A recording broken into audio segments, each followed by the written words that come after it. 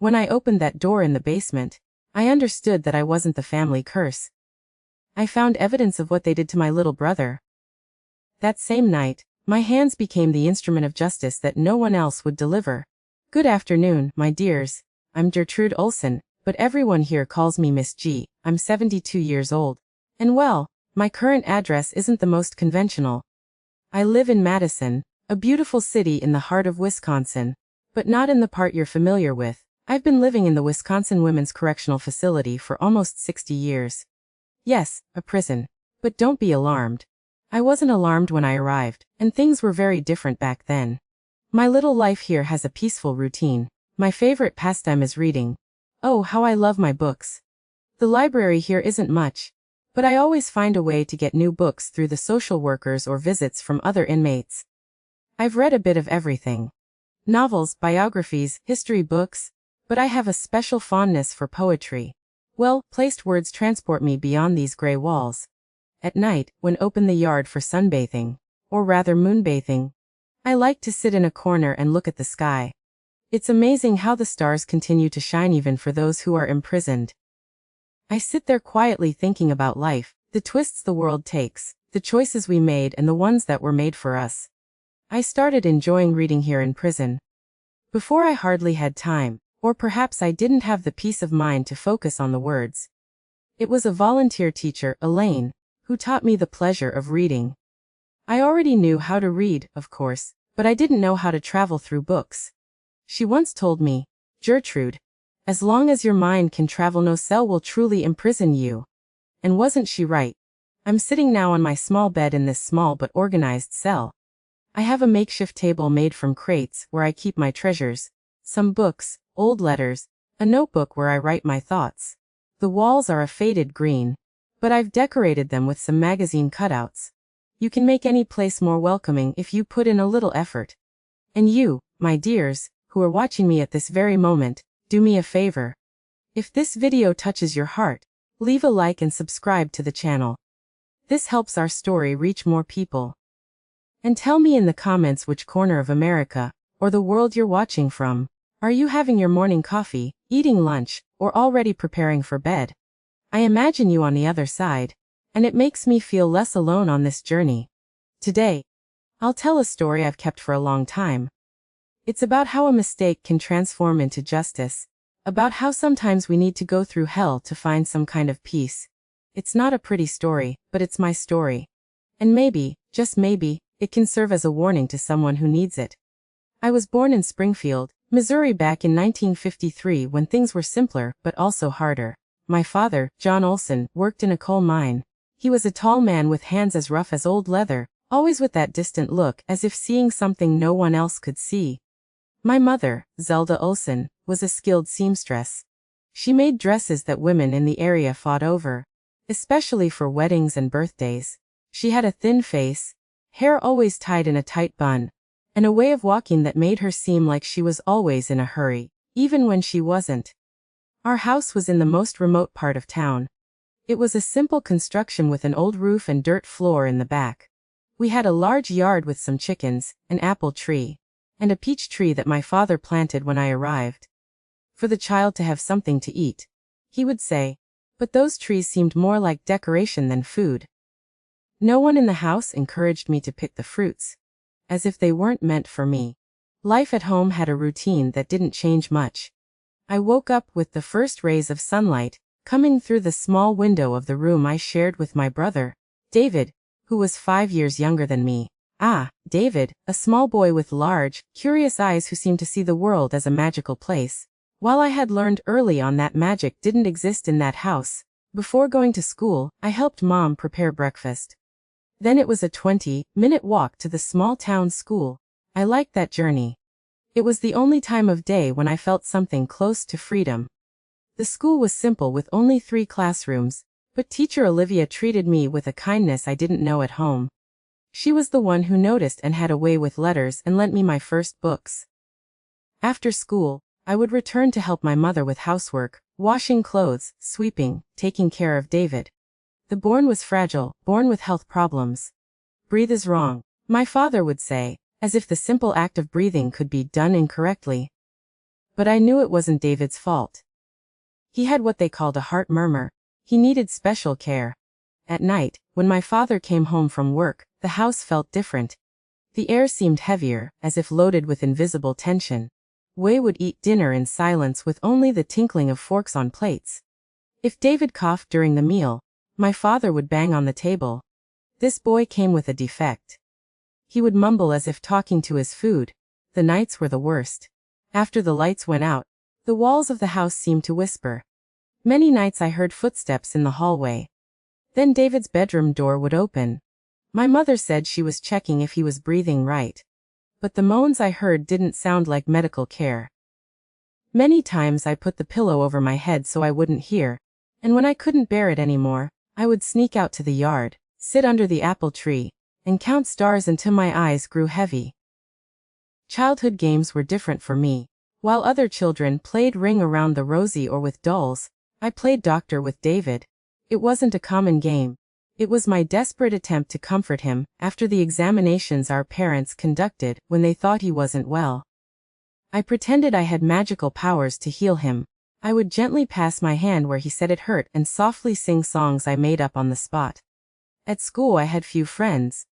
Ivy and Dorothy were the only ones who came close. The other girls seemed to sense something strange about me, as if I carried a dark cloud. Once I heard a classmate's mother say, "Don't play with that girl. There's something wrong with that family." And there was, only no one did anything about it. The town's pastor, Father Eugene, once called me after Mass and asked if everything was all right at home. I almost told him, but at that exact moment, my father appeared at the sacred door with that look I knew well. The look that said, "If you open your mouth, it will be worse." So, I smiled and said everything was fine, that I was just tired because I had helped a lot at home. The worst day of my childhood was when I turned 10. There was no party or cake. My father just called me into the living room and said, "Now you're old enough to understand some things." That was the first time he called me a mistake. He said, I was born to bring misfortune to the family, that since my birth, only bad things had happened, including David's defective birth. That night, I cried myself to sleep and dreamed of a place far, far away from Springfield. A place where no one called me a mistake, where David could breathe without pain, where the apples in the yard were for eating, and not just for looking at.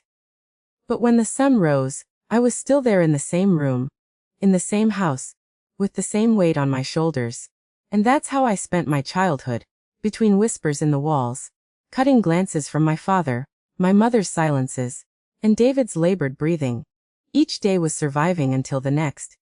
Each night was waiting for dawn to come quickly, and deep in my heart, a question I never had the courage to ask out loud. If I was the mistake, why did it seem like they were the ones doing everything wrong? It was when I turned 14 that things started to get even stranger at home. David, at 9 years old, was becoming increasingly fragile. The heart murmur seemed to be getting worse. Although we had never seen a real doctor, my parents said they knew how to care for him better than any doctor in town. One afternoon in July 1967, I came back from school and noticed something different. A car I had never seen before was parked in front of our house, which was rare in Springfield at that time. It was a man in a suit, talking quietly with my father on the porch. When he saw me coming, my father made a sudden gesture with his hand, sending me in through the back door. I obeyed as I always did. Through the kitchen window, I saw the man hand my father a briefcase. It looked heavy. Then they shook hands like people closing an important deal. When the car drove away, raising dust on the dirt road, my father came in with that rare smile on his lips, the kind of smile that only appeared when something pleased him greatly. "Zelda, what we needed has arrived," he shouted, going straight to the basement. Yes, our house had a basement. A damp, dark place with an always locked door. My father said he kept tools and dangerous things there, which was why no one could enter. But that night, the two of them spent hours down there. What frightened me most wasn't the time they spent in the basement, but the silence that followed. Normally at night, I could hear David's moans through the thin wall that separated our rooms. That night, nothing. A heavy silence as if the air had been sucked from the house. The next morning, when I asked about David, my mother only said, "He's resting. Better not disturb him." 3 days passed like this, 3 days without seeing my brother. I asked, insisted, and always received the same answer. He's resting. On the 4th day, while I was cleaning up the kitchen after lunch, I overheard a conversation between my parents.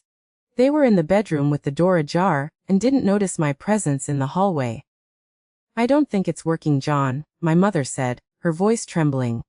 "It has to work. The man guaranteed this was what we needed. But look how he's worse than before. It's the adjustment. His body is getting used to it. And if someone finds out, the school is already asking questions." My father lowered his voice to an angry whisper. "No one will discover anything. I already told the school he has measles. We bought time, and if it goes wrong, well, the fault is hers anyway." At that moment, I understood that she was me, the mistake, the cause of everything bad, the curse. That night, after my parents finally went to sleep, I found the courage to go to David's room. The door was locked, a new development that frightened me. I put my ear to the wood and called softly, "David, it's me, Gertrude. Are you okay?"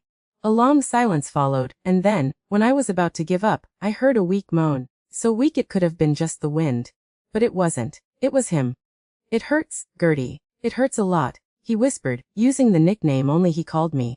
"What hurts, David? What did they do to you?" "I don't know. There's something on my arm and they film. That didn't make sense. What film? Why film a sick boy?" Before I could ask more, I heard footsteps in the hallway. I ran to my room and pretended to sleep, my heart beating so hard I thought it would explode.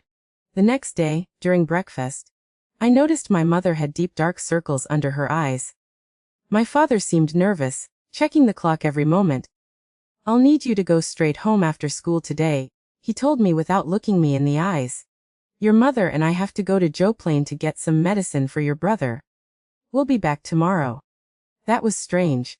They had never left me alone at home before, but I agreed, seeing an opportunity there.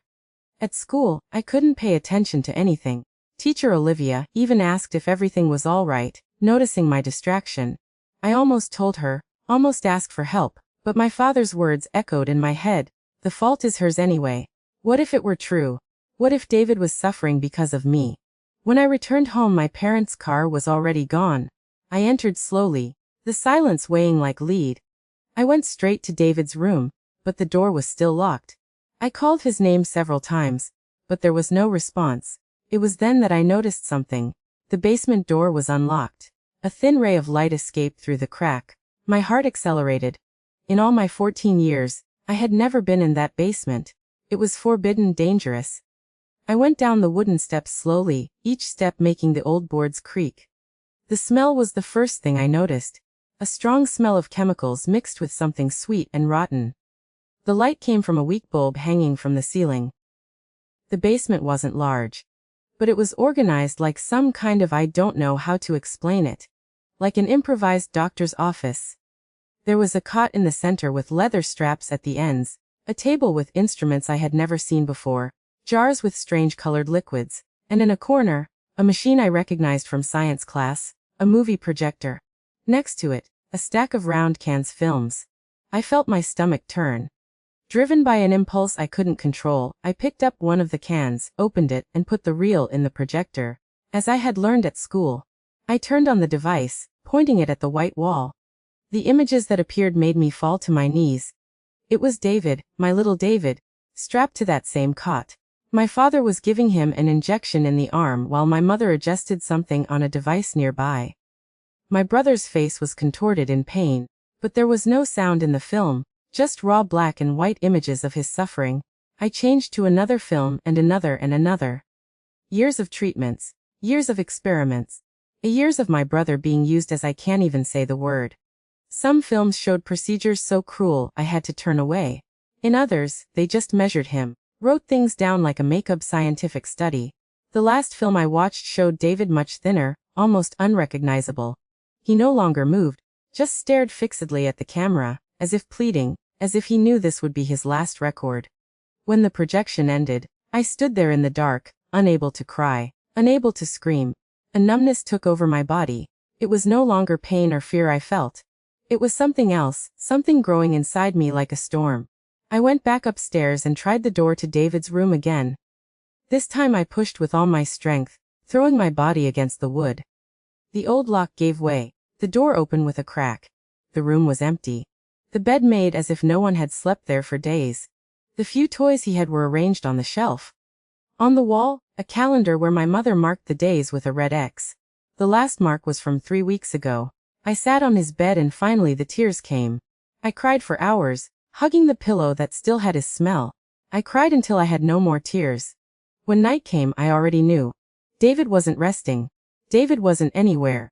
The films I saw were the last records of him. What I didn't understand was why. Why would my own parents do this? What kind of people were they? That same night, I found a box under my parents' bed.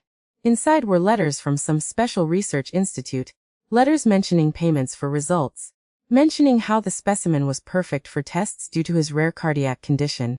The specimen was David. My brother had been sold for experiments, and not just sold, used by his own parents as a guinea pig for years. The last letter congratulated my parents on the data collected, and regretted the loss of the specimen, but assured that the information would be valuable for science. There was a check attached, an amount that for our humble family was a fortune. It was as if something inside me broke. It wasn't me who was the family curse.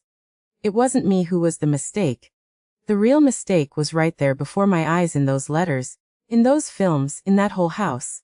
I spent the night awake, sitting in the kitchen. The evidence spread on the table, waiting.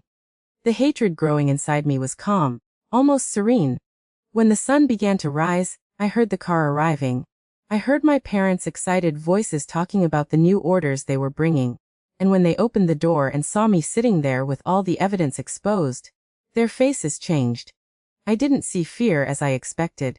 I saw anger as if I had ruined something very precious. So the curse discovered our little secret, my father said, throwing the briefcase on the floor. And I, for the first time in my life, didn't lower my head.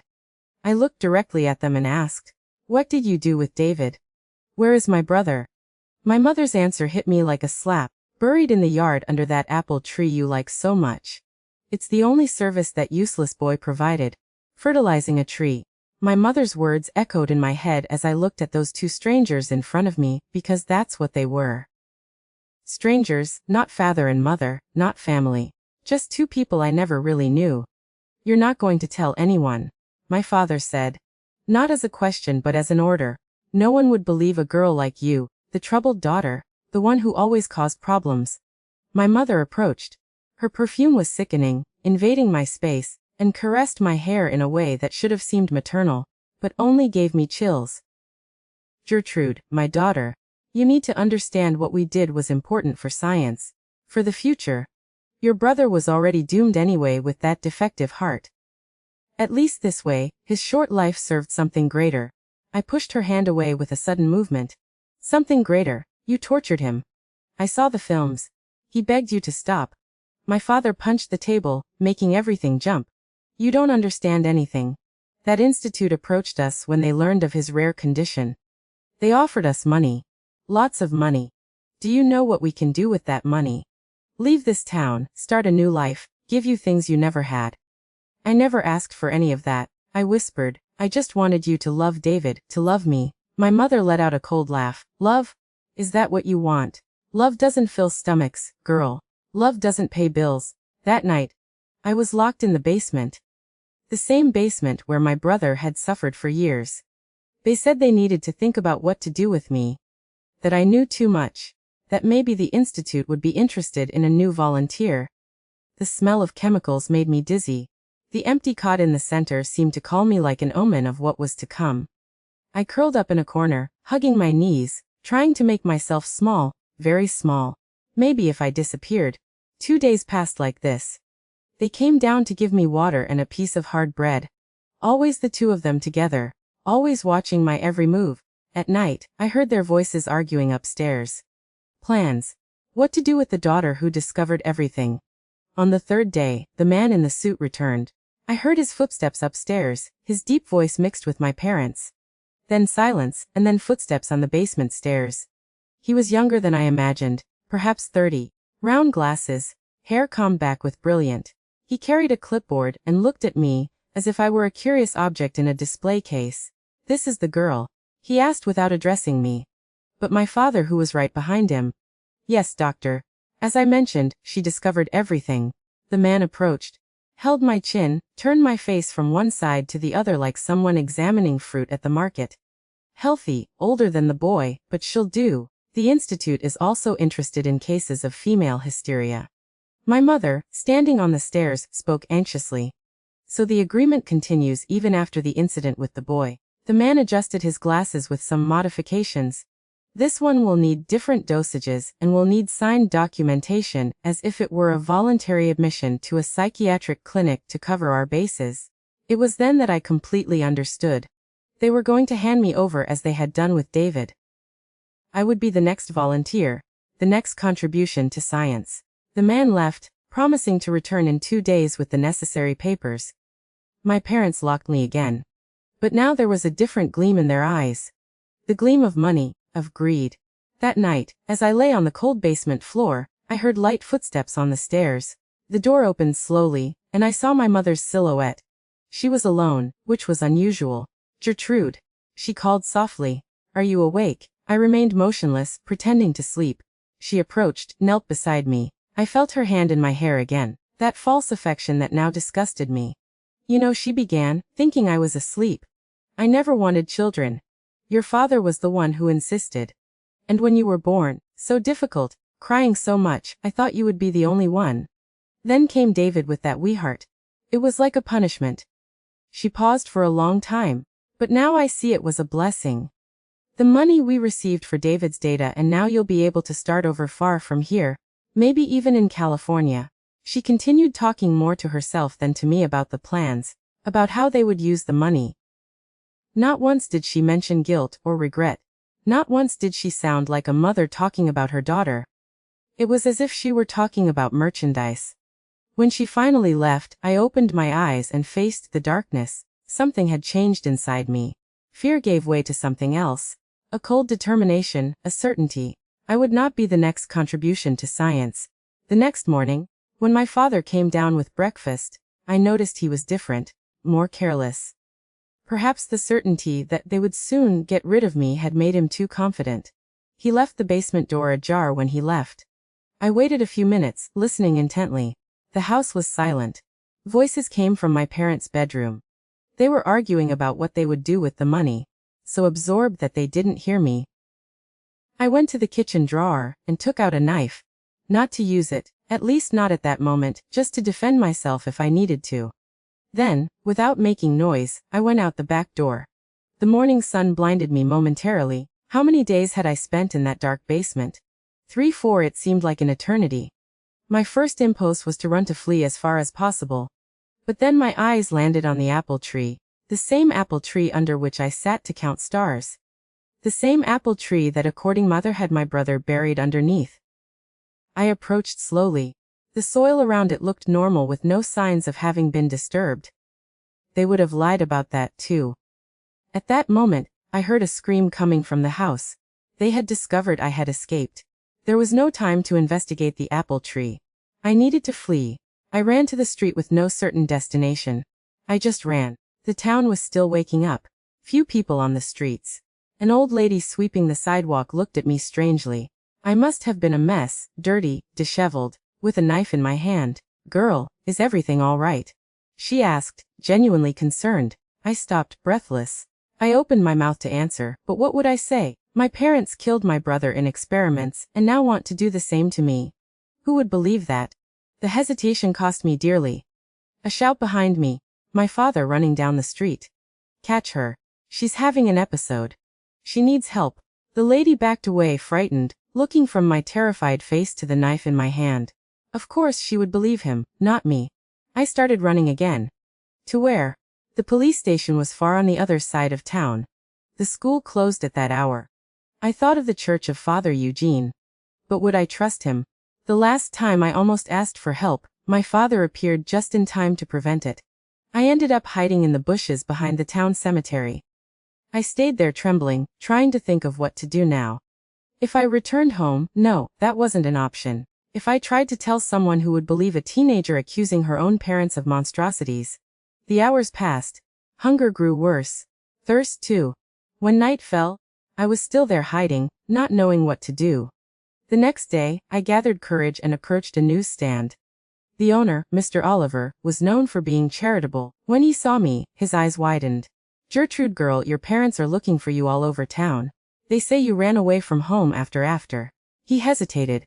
"After what?" I asked, fearing the answer. "After attacking them with a knife. They say you're not right in the head, that since your little brother's death, you've changed." My blood froze. Death of David. When was this? Last week, wasn't it? Your father said he finally succumbed to his heart disease. The whole town is distressed. And now you like this. They had created the perfect story. The sick son who finally died. The traumatized daughter who went crazy with the loss. Who would question it? "Mr. Oliver." I tried, my voice failing. "Don't believe them, please. They did terrible things to David. I saw it, I have proof." Mr. Oliver looked at me with pity, that look adults give to children who tell fantastic stories. "Dear, you need help. Let me take you back home. Your parents are worried." "No," I shouted, backing away. "They'll hand me over to the man with glasses. They'll do to me what they did to David." People started to stop, looking, whispering. I was doing exactly what they expected, seeming crazy, out of control, confirming the story they had spread. I fled again. I wandered the streets all day, avoiding being seen. At night, I went back to hiding in the bushes. I was hungry, dirty, desperate, and worse. I knew I couldn't continue like this forever. At some point, I would be found. On the third day of fleeing, I made a decision.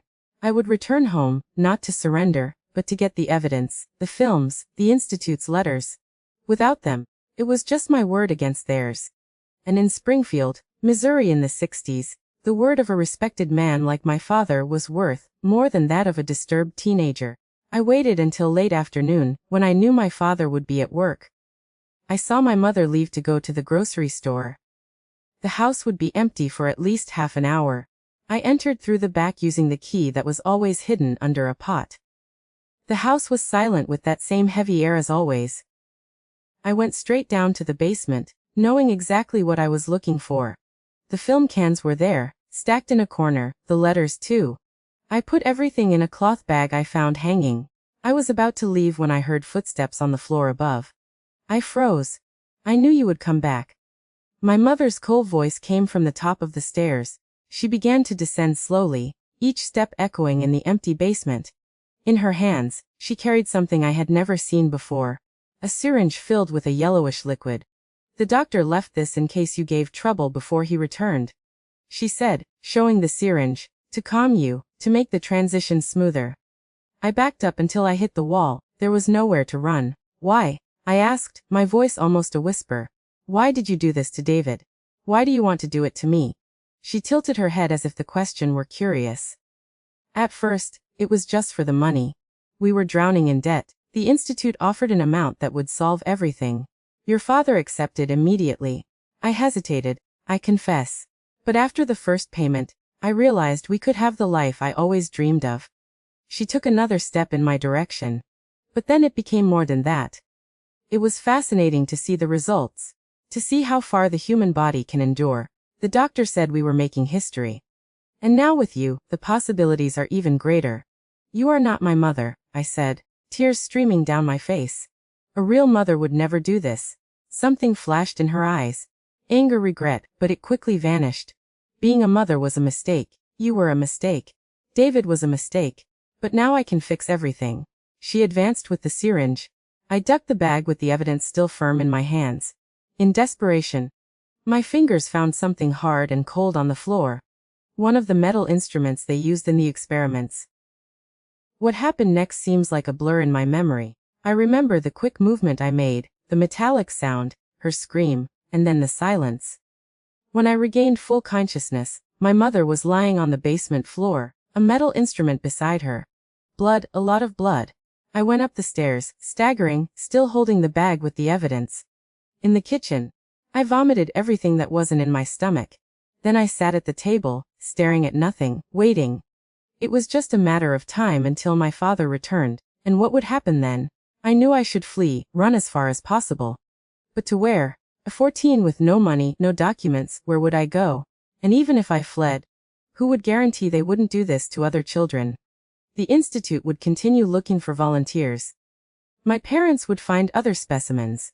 As I waited, a certainty grew inside me. What was happening in that house needed to stop definitively forever. The clock on the kitchen wall read 700 when I heard my father's car parking.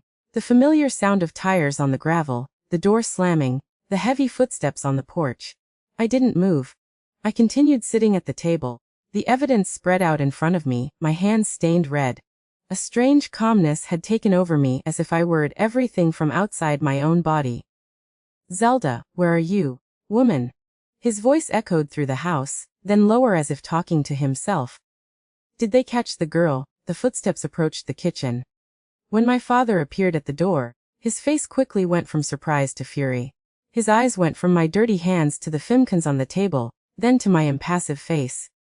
"What did you do?" he growled, advancing. "Where is your mother?" "In the basement," I replied, my voice coming out too calm for the situation. "With David, where they both belong." He grabbed me by the arm, lifting me from the chair with such force that I felt my shoulder pop. His breath of whiskey hit my face when he shouted, "What do you mean by that? What did you do?" I didn't answer. I just looked into his eyes without blinking, without fear, that seemed to frighten him more than any words. He let me go as if my skin burned and ran to the basement. The scream I heard next didn't seem human. It was something primitive, animal, then stumbling footsteps coming up the stairs.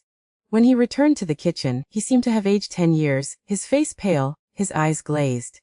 You, he stammered, pointing at me, unable to complete the sentence. I didn't move. "She was going to give me the same injection you gave David, the one that killed him." "What did you expect me to do? Let you sell me to that institute too?" My father stumbled to the table, leaning on it to avoid falling. For a moment, I saw something like confusion on his face, perhaps remorse, but it lasted only a second. The anger returned with full force. "You destroyed everything," he said, his voice low and dangerous. "All our work, all the money, our future." What future built on David's suffering, on my pain? I found the strength to stand up and face him eye to eye. "You are not humans. You are monsters, and monsters need to be stopped." The slap I received in the face threw me back in the chair. I tasted blood in my mouth, but I didn't look away. There was nothing more he could do to hurt me. I had already endured the worst. "You've always been a problem," he said, beginning to circle around the kitchen like a caged animal. "Since you were born. Crying too much, asking too much, seeing too much." He stopped abruptly, his eyes landing on the film cans and letters on the table. Something changed in his gaze. "Are these all the evidence?" he asked, his voice now calculating. I didn't respond. He grabbed my chin forcefully. "Answer. Is there anything else? More films? More finners? Why do you want to know?" I replied defiantly. "Are you going to destroy everything? Do you think that will erase what you did?" He let me go and began to collect the evidence, stuffing everything into a bag. "I'll solve this. I can still fix it. I'll call the doctor, explain what happened. He'll understand. He'll help us cover everything up." As he spoke frantically, I began to understand. There was no remorse there. Just fear of being discovered. Fear of losing the money, the agreement with the institute. Even in the face of death, of the horror they had caused, all he thought about was how to get away with it. I asked. He stopped confused. "What? How much did they pay for David? What was the price of your own son?" For a moment, I saw something breaking in his eyes. A spark of humanity trying to emerge, but it was quickly suffocated. "Money enough to get us out of this miserable life," he replied coldly. "But now you've ruined everything." He finished gathering the evidence and went to the wood stove in the corner of the kitchen. He opened the little door and began to throw the films and letters into the fire.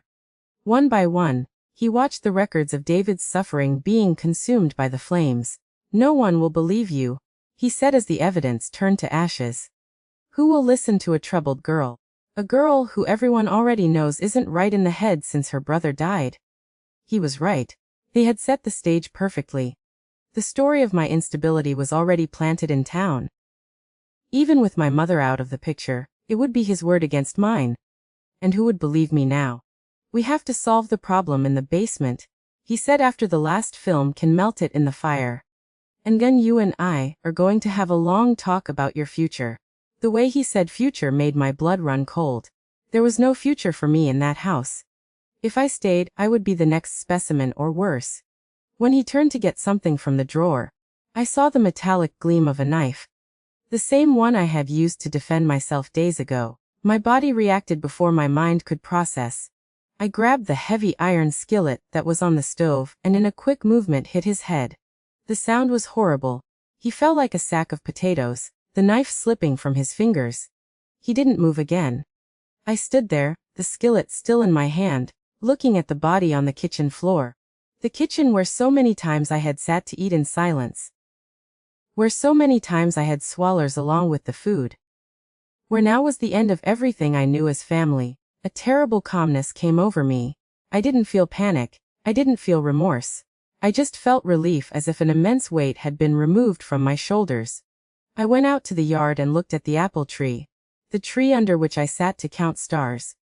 The tree where, according to my mother, David was buried. Was it true or just another cruel lie?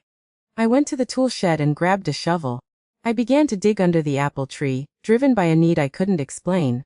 I needed to know. I needed to be sure. I don't know how long I dug. My hands formed blisters that burst in blood. My arms ached. Sweat ran down my face, mixing with tears I didn't realize I was shedding. When the shovel finally hit something solid, my heart stopped for a second. It was a box, a small wooden box, too small for a body. When I opened it, I found inside only an old teddy bear, David's favorite, along with a piece of paper with my mother's handwriting. Experiment 37. Discarded in the river. I fell to my knees, sobbing. They hadn't even given my brother a rave, not even that last respect. They had just discarded him like trash. That night, sitting in the yard with David's teddy bear in my lap, I had a strange dream, although I was wide awake. I saw my brother, not as he was in the last films, thin and suffering, but as he was before everything began, smiling with those large, curious eyes. He didn't say anything, just smiled and pointed to the stars. When I looked up, I saw a shooting star crossing Springfield's dark sky. I made a wish, the most sincere of my life, that no child ever go through what we went through. Tomorrow came, and with it the need to decide what to do. There was no going back. My life, as I knew it, had ended in that kitchen. 2 bodies in the house, no evidence of the horrors that led to this. Just me, a 14-year-old teenager who everyone already believed was disturbed. I tried to think rationally. I could flee. Try to reach a larger city where no one knew me. Start over. But what if the institute found me? What if there were other people involved, other doctors looking for specimens? And there was David with no body to bury, no justice, just discarded in the river like a failed experiment. That's when I decided I wouldn't flee. I wouldn't hide. On the contrary, I would do what no one would expect. I took a bath, put on the most presentable clothes I had, carefully combed my hair. Then I walked to the town's police station. It was Sunday morning. The streets were almost empty. Some ladies on their way to church looked at me curiously. I must have seemed strange, too calm, too neat for someone who, according to rumors, was having a mental collapse. At the police station, there was only one guard on duty. I recognized him, Theodore, a middle-aged man who sometimes played cards with my father. When he saw me, he frowned, confused. "Gertrude, what are you doing here, girl? Your father is looking for you everywhere." "I know," I replied, my voice firm. "And it's about him that I came to talk." I told everything without emotion, without tears, just facts. The experiments with David, the institute's letters, the money, the plans for me, what happened in the basement, what I did in the kitchen, the teddy bear under the apple tree, the body in the river. At first, the guard looked at me with skepticism, then with growing horror. When I finished, he was pale. "Girl, this is very serious. Do you have proof of all this?" I replied honestly, films, letters. But my father burned everything before I stopped him. He ran his hand over his face, seeming to age 10 years in those minutes. "Without evidence, it's your word against no one now, from what I understand." I had expected this. I already knew that even confessing it would be difficult to prove what had happened. But I didn't care. I hadn't come for conventional justice. "I don't need people to believe everything," I finally said. "I just need them to see what's there at home, and then do what you have to do with me." The guard called for backup. An hour later, our house was surrounded by police. They found exactly what I said they would find. My mother's body in the basement. My father's body in the kitchen. The improvised laboratory. The small box with David's teddy bear under the apple tree. What they didn't find were the proofs of the experiments, the films, the letters. Everything had turned to ashes. I was taken to the police station, not as a witness, but as a suspect. The main suspect. The troubled daughter who killed her parents, in a fit of madness, after the death of her sick brother. The news spread quickly through the small town. Everyone talked about the Olsen tragedy, about how the daughter had gone crazy after the brother's death, about how the psychiatric institute would be the best place for me. But it wasn't to an institute they took me. I was transferred to a juvenile facility in Joplin, awaiting trial. There I told my story again and again to social workers, psychologists, judges. Some seemed to believe me, most didn't. The trial was quick. Without evidence of the abuse, without witnesses besides myself, the verdict was predictable. Considered mentally unstable, but aware of my actions, I was convicted of double homicide. Being a minor, I would serve time until I was 21 in an institution for juvenile offenders. Then I would be transferred to a regular penitentiary. The night before my transfer, I received an unexpected visit. It was Officer Theodore, the one who had first heard my confession. He said, his voice low so that no one else would hear, "I've been thinking a lot about your case. Something doesn't add up." So, I went to investigate on my own. He took a photograph from his pocket. It was an image of a man in a dark suit, round glasses, and hair combed back with brilliant, exactly like the doctor who visited our house. This man was seen in Springfield on the dates you mentioned, then disappeared. No one knows who he is, or what institute he worked for. It's as if he never existed. I felt a chill. "So, you believe me?" He hesitated. "Let's say I have enough doubts to not accept the official version, but without concrete evidence." "I know," I interrupted. "Without the films, without the letters, it's just my word. And who would believe a troubled teenager, right?" He looked sad. "I'll continue investigating, but I can't promise anything." That was the last time I saw Officer Theodore. Months later, I learned he had been transferred to another town after insisting on reopening my case without superior authorization. And so at 14, I began my life in the prison system. A life far from Springfield, far from the memories, but never completely free from the nightmares. From the dreams where I saw David, not smiling like that night under the apple tree, but as he was in the films, tied down, suffering, pleading with his eyes for the pain to stop. The years in the juvenile institution in Joplin were hard, but in a way less cruel than my own home in Springfield. For the first time in my life, I had 3 meals guaranteed a day, a mattress all my own, and especially no one calling me a mistake or a curse. Of course, it wasn't paradise. The other girls avoided me, whispering in corners about the crazy girl who killed her parents. The guards treated me with a mixture of fear and pity. And the nights were populated by nightmares where David visited me. Sometimes smiling as in childhood, sometimes suffering as in the films I saw in the basement. I turned 18 while still in that institution. 3 years passed quickly and slowly at the same time. I studied in the small school that operated there inside. I discovered I had a facility with numbers, with mathematics. "It's rare to see someone with so much talent for calculations," said teacher Henrietta, an elderly lady with gray hair, who was the first person to treat me like a human being in a long time. It was she who encouraged me to continue studying, even knowing that my destiny upon turning 21 would be a regular penitentiary. "Knowledge is the only thing no one can take from you, Gertrude," she told me once, holding my hands in hers. "Not even bars can contain a mind that decides to fly." In 1974, when I 21, the time for transfer came. The news came as a surprise. I would be taken to the newly inaugurated Wisconsin Women's Correctional Facility. It was far in another state, but overcrowding in the nearest penitentiaries left no alternative. I remember the day of the transfer as if it were yesterday. Teacher Henrietta came to say goodbye and gave me a package. "Only open it when you get there," she said with tears in her eyes. I had never seen anyone cry for me before. The trip to Madison was long and uncomfortable. On the way, looking through the barred window of the vehicle, I saw landscapes I had never imagined. The Great Plains stretched as far as the eye could see, golden under the sun. I thought about how David would have loved to see that. He always talked about visiting different places. Before being confined to that bed, when we finally arrived at the correctional facility, I was surprised. It was a new building, walls still without the marks of time. I was registered, cataloged, uniformed. Another number in the system, another life between walls. That first night, alone in the cell, would be my home for the next. Well, for the next many years. I finally opened Teacher Henrietta's package. It was a book, The Little Prince. On the first page, she had written to Gertrude, who even in the most distant stars will find her way back. It was my first book, the first of many, and it was the beginning of my salvation. The first months at the facility were a period of adaptation. I quickly learned the unwritten rules of prison.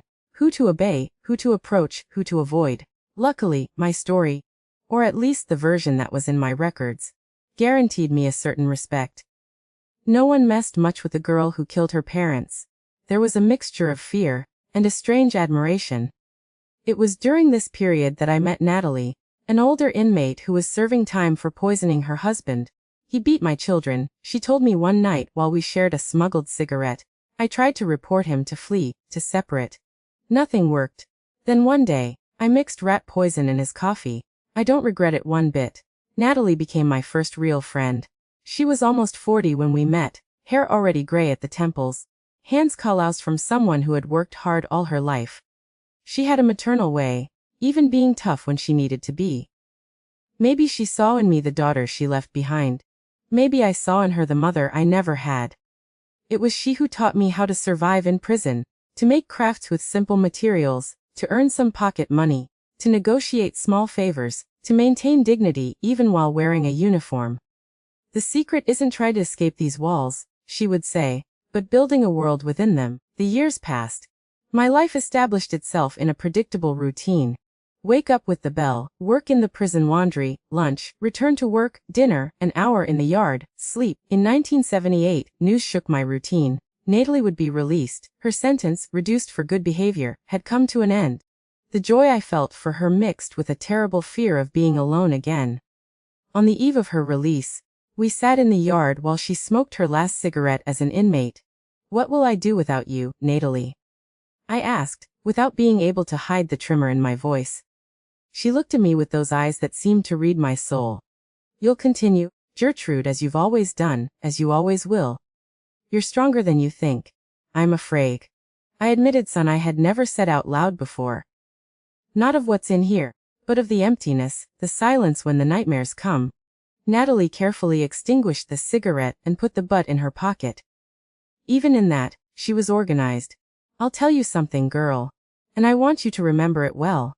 She held my face between her hands, forcing me to look directly into her eyes. "What happened to you and your brother was a monstrosity. What you did afterward, well, I won't judge. But now you have a choice. You can spend the rest of your life being a prisoner, not just of these walls, but of your memories. Or you can decide to live even in here." "How?" I asked, the tears finally escaping. "Find a purpose, help someone, learn something new, make each day, even identical to the previous one, have meaning." The next morning, Natalie left. Her last promise was to write, to send news. I never received any letter. Later, I discovered she died in a bus accident just 3 weeks after leaving prison. She didn't even have time to taste freedom. This loss threw me into a dark pit. For weeks, I barely left the bed, barely ate. The nightmares with David returned full force, now accompanied by visions of Natalie. That was when I met Sister Elizabeth. No, it's not a coincidence that the name is similar to my mother's. Maybe that was what first made me resist her. A volunteer nun who visited the prison weekly to offer spiritual comfort. At first, I avoided her like I would avoid a disease. The last thing I wanted was to hear sermons about forgiveness. But Sister Elizabeth was persistent. Week after week, she sat beside me in the cafeteria. Even when I didn't say a word, she didn't talk about God or forgiveness.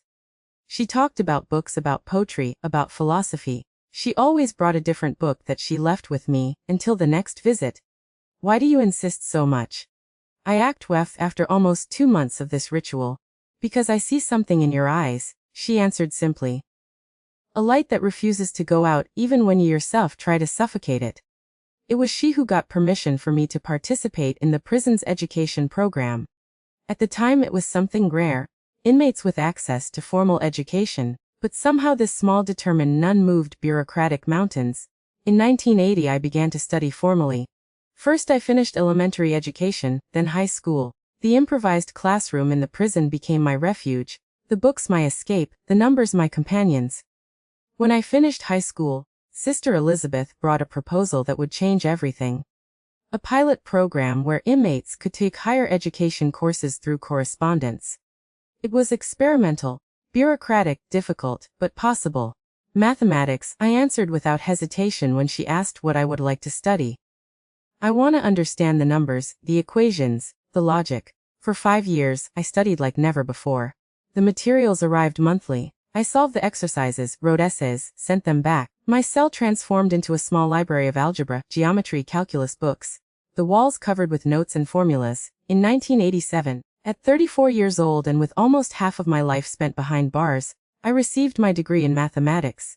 There was no ceremony, no cap and gown, no party. Just a paper that arrived by mail, and Sister Elizabeth with her serene smile. "And now?"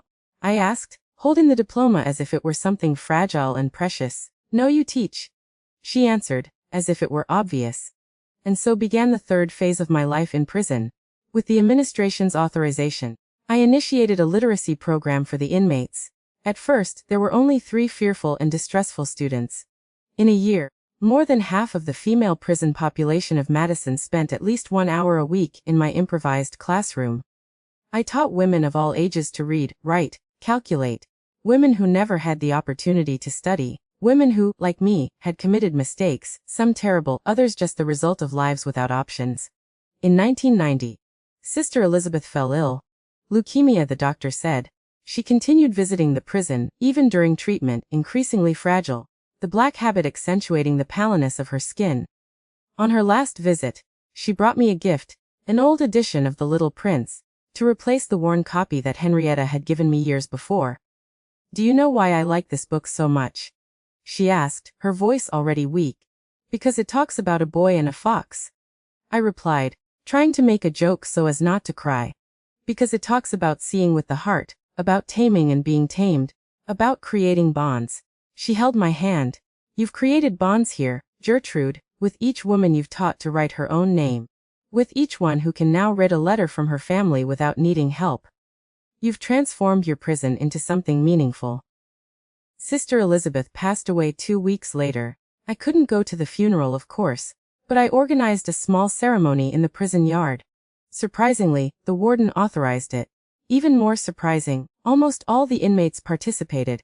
It was a rare moment of unity in that place, normally divided by rivalries and tensions.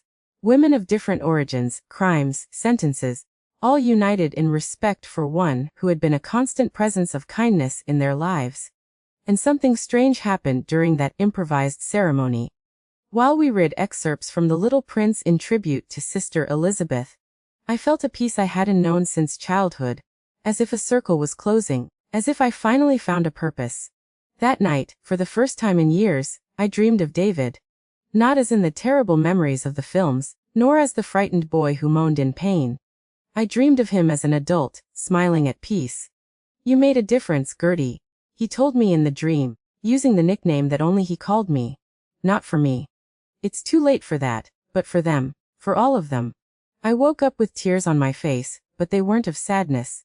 For the first time, I cried with relief. The following years brought changes to the prison system. New rights, new possibilities. The education program I informally started was made official. We got our own room, materials. In 1995 I received an unexpected proposal, the chance to pursue a specialization in mathematics education while still within the system. I accepted immediately. More years of intense study. More knowledge accumulated within those gray walls. When I turned 50 in 2003, I was already a respected figure within the Wisconsin Women's Correctional Facility, not only by the inmates who called me teacher or affectionately Miss G, but also by the administration. It was during this period that a new warden took command of the institution, Diana Miller, a severe but fair woman with new ideas about resocialization and human rights. One morning in April, I was called to her office, something rare and usually not very good. "Gertrude Olson," she said, consulting my thick file. "Imprisoned in 1968 for double homicide. No disciplinary incidents during your entire stay. That's extraordinary. I try to behave, I replied with a slight smile. I see here that you practically created the educational program of this institution, that you have higher education, that you've helped hundreds of women. I didn't know where that conversation was going, so I just nodded. I have a proposal for you, she continued. The state is implementing a sentence review program for old cases. Considering your exemplary record, you could be eligible for regime progression, maybe even parole. The world stopped. Freedom. The word sounded strange, almost frightening. After 35 years between walls, the idea of being outside seemed more terrifying than anything. And if I don't want to? The words came out before I could contain them. The warden looked at me surprised. What do you mean? Don't want to? I'm talking about freedom. Gertrude, I took a deep breath. What would I do out there? I have no family, no home. My life, my work is in here. These women need me. Diana Miller leaned back in her chair, studying me with new eyes. In 20 years in the prison system, I've never heard something like this. But I understand you've put down roots here, built something meaningful. After a moment of silence, she proposed a middle ground. I would remain at the facility, but with a different status. Semi-liberty to attend training programs outside, returning at night. The opportunity to expand the educational work, more autonomy. You don't have to decide now, she said finally. I don't need to, I replied. I've already decided. I'll stay under the conditions you proposed. And so, almost ironically, I voluntarily chose to remain, where I was forced to be, not out of fear of freedom, but for having found purpose in the chains that bound me. In the following years, under Warden Diana's administration, the educational program flourished. We secured partnerships with universities, increased the number of literate inmates, created professional workshops. In 2010, when I had already spent more than 40 years incarcerated, I received an unusual visit, a young, recently graduated lawyer with bright eyes and full of ideals. My name is Amy Theodore, she introduced herself. I'm reviewing old cases as part of a public defender's project. The surname made me shudder. Theodore, like Officer Theodore from Springfield. She smiled, her eyes lighting up. He was my grandfather. He passed away 5 years ago, but he left me his notes, including those about your case. My heart accelerated. After so long, that connection with the past, with the only man who tried to believe in me, seemed almost mystical. He never forgot your story, continued Amy. He continued investigating on his own for years and found some interesting things. From the folder she carried, she took out old photographs. A man with round glasses and hair combed back, the institute doctor, newspaper clippings, talking about clandestine experiments in small towns, testimonies from families who lost contact with sick relatives after visits from itinerant doctors. It's not much, she admitted. Not enough to formally reopen your case, but it's something. It's confirmation that you didn't invent everything. I took the photos with trembling hands. After so long, to have this validation, even small, even late, was like a weight being removed from my soul. What do you intend to do with this? I asked. It depends on you, Amy replied. We can try a criminal review. The legal climate today is different. There's more sensitivity for cases like yours, especially considering the age you were when everything happened. I thought for a long moment. The possibility of clearing my name was tempting, but it also meant reliving everything, exposing old wounds without guarantee of a result. What would this change in practice? I questioned. Even with a favorable review, I've already served more than any alternative sentence, and I have no interest in leaving the facility now. My work is here. Amy seemed surprised, but understood. We agreed that she would keep the evidence in case I changed my mind in the future. Before leaving, she gave me one last thing, a small package. My grandfather wanted you to have this if he ever found you again. Since it wasn't possible, I'm fulfilling this wish. Inside the package was a small wooden box very similar to the one I found under the apple tree so many years ago. And inside it a small silver brooch in the shape of a star. It was my grandmother's, explained Amy. My grandfather said you would understand the meaning. And I understood the shooting star I saw that night, while holding David's teddy bear. The wish I made. The silent promise. When Amy said goodbye, I promised to keep in touch, and I did. She continued visiting the facility, first out of interest in my case, then as a friend, and eventually as a collaborator in the educational program. It was she who years later convinced me to start recording my memories. Your story needs to be told, she insisted. Not just the tragedy but what you built after it. And so I reached 70 in 2023. Still within these walls, but in a completely different way from the frightened girl who entered the system decades ago.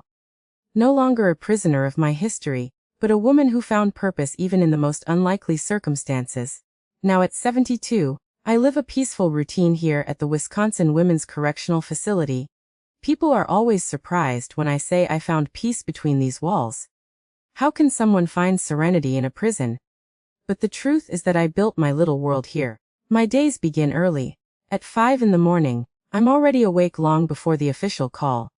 I like this moment of absolute silence when I can feel that the world is still sleeping. I sit on the edge of my bed and observe the first rays of sun filtering through the bars of the window, creating geometric patterns on the concrete floor, a daily spectacle that I never tire of admiring. Breakfast is served at 6:30. Over the years, and with my different status, I've earned some privileges. I can have my coffee in the small library I helped build, surrounded by books that are like old friends. The facility's library started with just one shelf, the result of donations obtained by Sister Elizabeth. Today, there are more than 3,000 voluminized and cataloged with the same care I would devote to treasures. After coffee comes my favorite part of the morning, the classes. Although officially retired from the educational program, I still receive a group of older ladies 3 times a week. We call our meeting Coffee with Mathematics, a moment where we teach each other. They teach me about life, about family recipes, about the small joys they found in their complicated existences. I teach them how to manage the money they receive from their families, how to calculate how much time is left on their sentences, how to understand percentages and fractions. Age has brought me some ailments. My knees hurt on cold mornings. My eyesight isn't as good as before. I use reading glasses, a gift from Warden Diana on my 65th birthday. My hands sometimes tremble slightly, especially when I'm tired. But my mind remains as sharp as ever. Lunch is a time for socialization. I eat in the main cafeteria where I am treated with a curious mixture of respect and affection. Miss G, the younger ones call me, many of whom I taught to read. Teacher, say the older ones. No one remembers or cares about the reason that brought me here. I'm just the white-haired lady who helped transform a piece of this place. The afternoons are for reading. I've read so many books in these decades that I've lost count. I started with simple novels, moved on to classics, delved into philosophy and sciences. Today, I have a special taste for astronomy. Perhaps for the same reason I always like to look at the stars. The vastness of the universe reminds me that our lives, with all their pains and joys, are just a grain of sand on an infinite beach. 3 times a week I have the privilege of an additional hour in the yard at night. When the other inmates are already gathered in, Warden Diana implemented this special concession years ago when she noticed my fascination with the night sky. For astronomical observation, officially says the document that authorizes it. In practice, it's my most intimate moment of connection with the universe. In these moments, I sit on a concrete bench in the darkest corner of the yard, away from the bright spotlights. From there, I can see a generous piece of the sky framed by the high walls. I can identify constellations, planets, even some satellites that silently cross above our heads. When there's a full moon, I like to observe its craters, imagining what it would be like to step on that distant surface. It was during one of these contemplation sessions a few years ago that I had an epiphany. Looking at Vega, one of the brightest stars in our sky, I remembered that its light took 25 years to reach us. That is, I was seeing the star as it was when I was about 45 years old. And it also occurred to me, our acts and choices travel through time, affecting people long after they were made. The horrible experiments my parents performed on David affected, not only my brother at that moment, but my entire subsequent life and by extension the lives of all the women I could help in here. Like waves expanding in a lake, our actions have consequences that go far beyond what we can imagine. This reflection brought me a peace I never imagined possible. It's not that I've forgiven my parents. I don't know if I'll ever reach that point. But I understood that in some mysterious way, the horror we lived through served something greater. David's pain, my imprisonment, Everything transformed into a force that allowed me to help hundreds of women over the decades. My cell today is more like a small apartment. Over time, I earned the right to personalize it. On the walls, besides the inevitable calendars that mark time, I have celestial maps, photographs of distant galaxies, poems I like to reread. A small shelf houses my favorite books, those I can't donate to the general library, as they've become part of me. On the small table next to the bed, I keep my most precious treasures. The star brooch I received from Amy, a worn edition of The Little Prince, now in its third copy, as the previous ones fell apart from being read so much, and a small wooden box. Inside it, a piece of paper yellowed by time, my mathematics diploma, the first great milestone of my second life. On Sundays, I receive visits, not from family members, of course, but from former students who passed through the facility and are now free. They bring news of the outside world, photos of their children and grandchildren, sometimes a homemade cake or cookies. It's my form of family built not by blood ties, but by deeper connections. Amy Theodore, now a respected lawyer in the region, comes regularly. It was she who convinced me to start recording my memories. Your story can't die with you, Miss G, she insists. It needs to serve as a lesson about the evil humans can do to each other, but mainly about how it's possible to rebuild oneself from the ashes. In the last 2 years, I began to record small videos with special authorization from the administration. I talk about my life, about the prison system, about education and redemption. Amy publishes them on an internet platform, always protecting my identity. Memories of an unlikely teacher we call the project. The nights are for reflection. When the lights go out, I like to sit by the window observing the stars, silently conversing with David. Not like in the first years of prison when they were dialogues loaded with guilt and pain. Now they are calm conversations where I tell him about my day, about the books I read, about the small joys I found. I have no illusions about the future. At 72 years old and with a life sentence, I know I will die within these walls. But it doesn't sadden me. Here I found my purpose, my peace. Here I transformed a sentence into a mission. Here, in an unlikely way, I built a life that has meaning. When people ask me if I regret what I did in that kitchen in Springfield so many decades ago, I answer honestly. I regret the pain, not the justice. If I could go back in time, maybe I would seek another path, report instead of acting on my own. But in that Springfield of the 60s, under those circumstances, who can say what would have happened? What I know for sure is that in some mysterious way, prison freed me. Between these walls, I found a freedom I never knew in the outside world.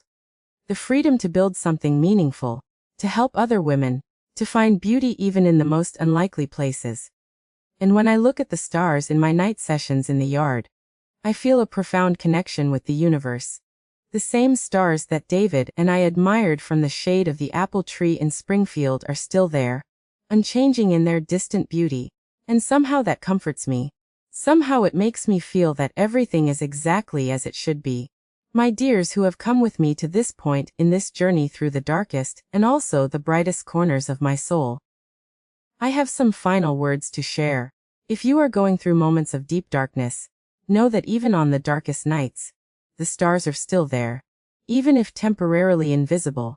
I learned that age doesn't define our strength, but our ability to start each day anew. My wrinkles are maps of survival.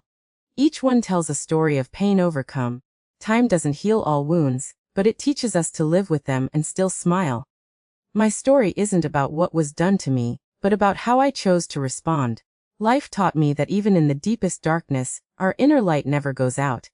In any country, in any culture, in any circumstance, remember, you have the power to transform your pain into purpose. It's not easy, it's not quick, but it's possible. I am living proof of that.